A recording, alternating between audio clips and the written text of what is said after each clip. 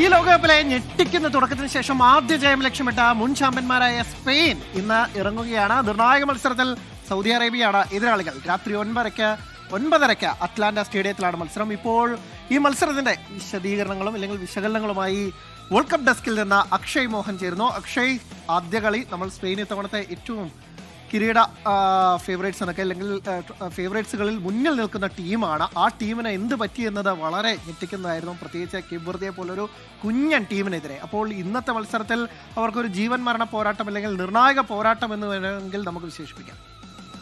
അല്ല, അതുതന്നെയാണ്. Cape Verde നൽകിയ ഷോക്കിൽ നിന്ന് ഇപ്പോഴും സ്പെയിൻ അവരിതുവരെ മുക്തരായിട്ടില്ല. അങ്ങനെ അത്തരത്തിൽ സ്പെയിനെതിരെ ജയത്തോളം പോകുന്ന ഒരു സമനിലയാണെന്ന് കേപ്പ് വെർദെ അന്നവർ നേടിയത്. പക്ഷേ അതിൻ്റെയൊക്കെ ക്ഷീണം മറക്കാൻ ഗ്രൂപ്പ് എച്ചിൽ സ്പെയിൻ ഇന്ന് രണ്ടാം മത്സരത്തിന് ഇറങ്ങുകയാണ്. സ്പെയിൻ കഴിഞ്ഞ കളിയിൽ നിന്ന് പഠിച്ച പാഠങ്ങളൊക്കെ അവർ കളത്തിൽ പുറത്തെടുക്കുമെന്ന് നമുക്ക് പ്രതീക്ഷിക്കാം.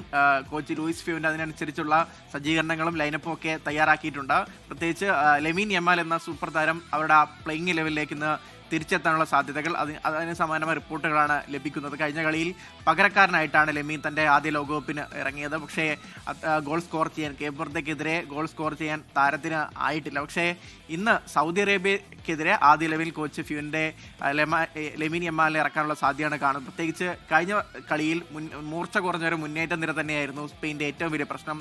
പാസുകളുടെ എണ്ണത്തിൽ ബഹുദൂരം മുന്നിൽ പോയിട്ടും അതൊന്ന് ഗോളിലേക്ക് കൺവേർട്ട് ചെയ്യാൻ സ്പെയിനിന് സാധിച്ചില്ല. പ്രത്യേകിച്ച് മുൻനിര പാടെ നിറമങ്ങുന്ന ഒരു കാഴ്ചയാണ് കണ്ടത്. അവരുടെ മുന്നേറ്റ നിരയിൽ കളിച്ച ഒയർ സബാലിന് ആദ്യത്തെ 30 മിനിറ്റിൽ ഒരു തവണ പോലും പന്തിലൊന്ന് ടച്ച് ചെയ്യാൻ പോലും സാധിച്ചില്ല എന്നത് അവരുടെ ആ മുന്നേറ്റ നിരയിലെ ദൗർബല്യമായി കാണുന്നത്. അതോടൊപ്പം മധ്യനിരയിൽ പെഡ്രി മാത്രമാണ് പ്രത്യേകിച്ച് മികച്ചൊരു കളി പുറത്തെടുക്കുന്നത്. അത്തരത്തിൽ മുഴുവൻ മധ്യനിരയിൽ ഒക്കെ അവർക്ക് ആശങ്കയുണ്ട്.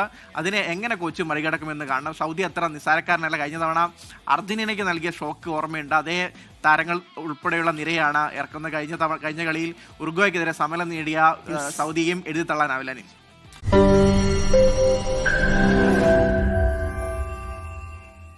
ലോകത്തെവിടെയായാലും ഏത് സമയത്തും 24 വാർത്തകളും ഓഗ്മെന്റഡ് റിയാലിറ്റി പാക്കേജുകളും എക്സ്പ്ലെയിനറുകളും വിശദമായി കാണാൻ ഞങ്ങളുടെ യൂട്യൂബ് ചാനൽ നിങ്ങൾക്ക് സബ്സ്ക്രൈബ് ചെയ്യാം.